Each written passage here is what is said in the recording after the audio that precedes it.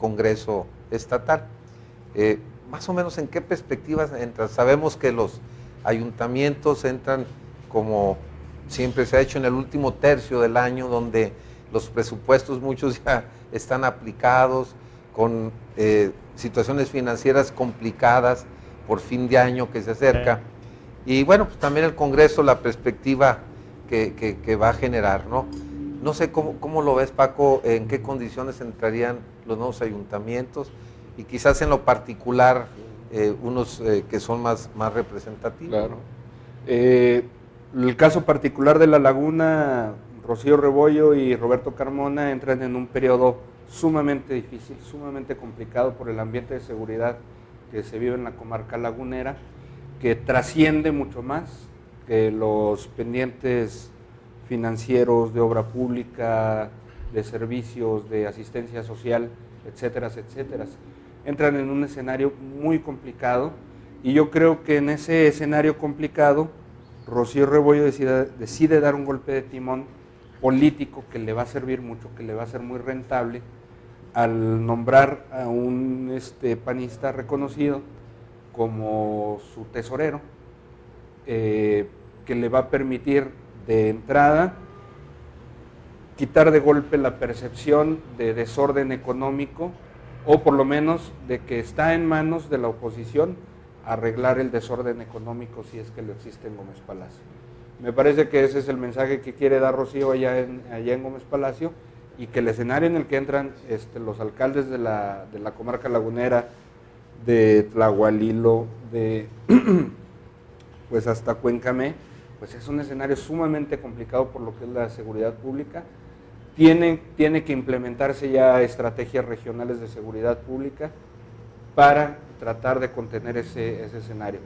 Si venimos a la capital del estado, pues vemos un escenario sí distinto, que había una elevadísima expectativa por el nombramiento del gabinete. ¿Qué decisión iba a tomar el grupo de poder al que pertenece Adán Soria para conformar el gabinete municipal?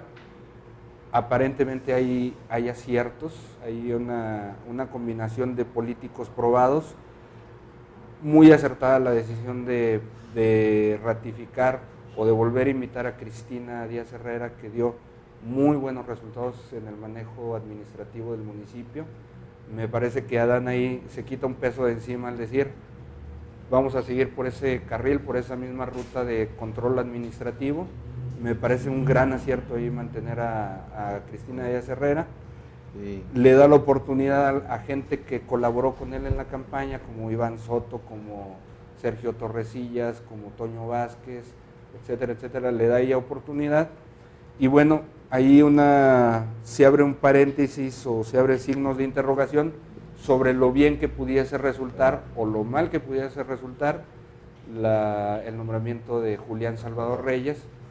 Desde mi óptica me parece que es un acierto, es un político probado, me parece que tiene la diplomacia suficiente para tratar con los regidores de oposición, con los partidos de oposición. Es líder magisterial. Es líder magisterial, me parece que tiene la capacidad suficiente para el cargo. Es una buena sorpresa.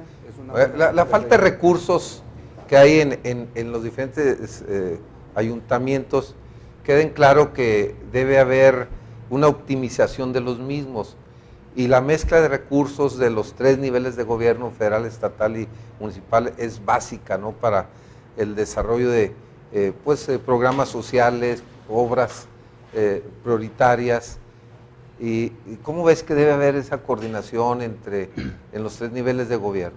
Bueno, yo diría en principio, y aprovechando este importante espacio, es la representación del gobierno federal en el estado de Durango se pone a las plenas disposiciones de los 39 presidentes municipales, porque ahí evidentemente el proceso electoral ha concluido y tenemos 39 presidentes municipales, nos simpaticen o no nos simpaticen, y seremos absolutamente institucionales con ellos, y entonces pues nos ponemos a sus plenas disposiciones para entrenamiento, capacitación sobre los programas, proyectos que hay que bajar, claro, cómo accesar a los recursos del gobierno federal. Y bueno, una parte fundamental, los ayuntamientos traen una vivencia o un ingreso del 90% de recursos del Estado, en menor cuantía y en una mayor cuantía en recursos de la Federación. Tienen el gran reto de generar, de incrementar sus recursos, sus ingresos propios.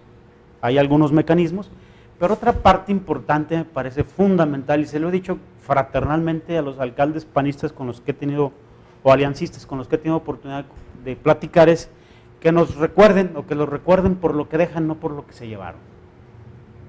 Y también decirles que hay que priorizar la obra, hay que priorizar el gasto social, que lo decía Fox y lo decía muy, pues muy a su estilo: dejen de comprar Suburbans de lujo, dejen de comprar carritos de lujo y métanle al agua potable, métanle al drenaje.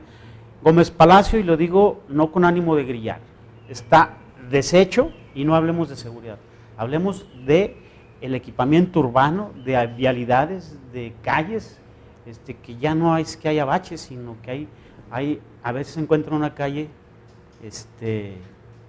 sin baches, no le existe. Pero hay un problema. Pero está destruido Gómez Palacio. Pero, bueno, hay un problema, Víctor Hugo, tú dices, en aprovechar los recursos que hay, sobre todo federales, porque a veces hay una excesiva burocracia en el llenado de los expedientes técnicos, inclusive ayuntamientos pequeños o medianos, excepto Durango, Gómez, quizás Lerdo, los ayuntamientos no tienen la capacidad técnica ni para justificar un recurso, elaborar expedientes técnicos, ¿no?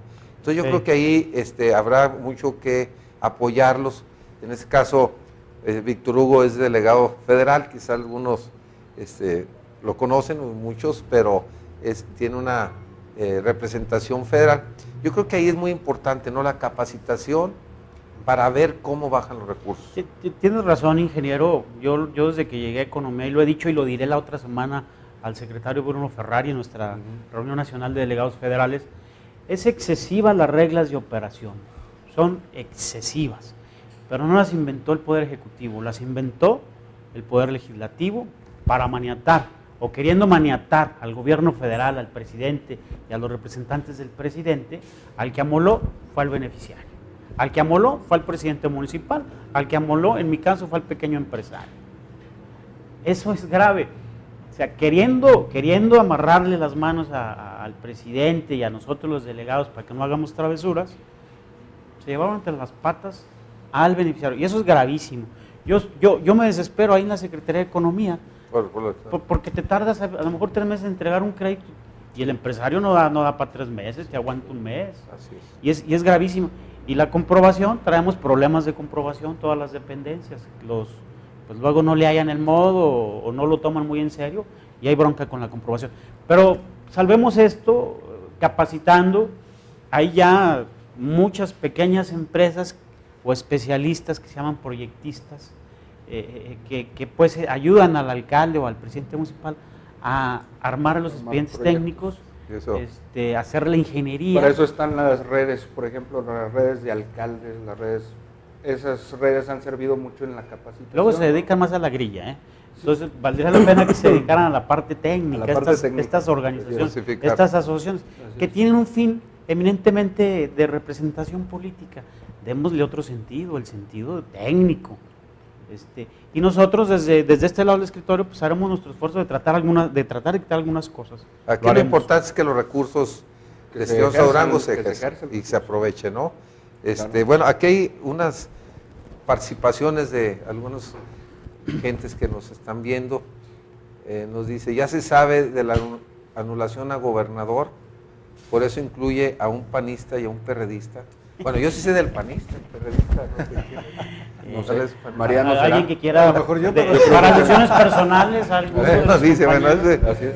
Y nos dice otra, nos preguntan, ¿qué nos aconsejan a nosotros los empresarios que vendemos nuestros servicios a productos al municipio? ¿Qué nos aconsejan? Productos al municipio. Bueno, habría que conocer el caso específico. Yo lo que ofrezco es escucharlo y orientarlo y ponerle ahí algún experto, alguna persona que pueda ayudarle, ¿no? Claro. Para no hacerle aquí el cuento de que yo me las sé todas. No. Porque no, pues, claro. Pero ojalá que realmente, mira, yo conozco algunos casos de recursos que en lugar vamos, apoyar a los empresarios de Durango o a los comerciantes de Durango, los compran afuera. No digo que las licitaciones son públicas y puede entrar cualquiera. Pero, nacionales y en ocasiones sí, pero cuando se puede hacer la decisión de hacerlo aquí, no lo hacen. Entonces ayer todavía nos reclamaba un empresario, dice, ¿por qué el gobierno habla de los 3 niveles? A los empresarios extranjeros les pone todo, infraestructura, por un tiempo indefinido para que no paguen impuestos, y dice, y a los locales nadie nos ayuda.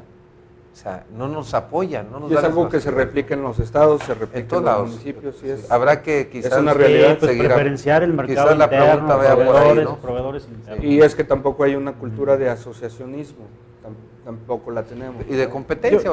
Sí, si me lo permiten, y con todo el absoluto respeto al mundo, haría una acotación a propósito de los recursos federales y los recursos locales, y que si el gobierno federal está deteniendo los recursos, que de repente... Que de repente lo hace. No, que de repente no. De repente se cansa la espalda.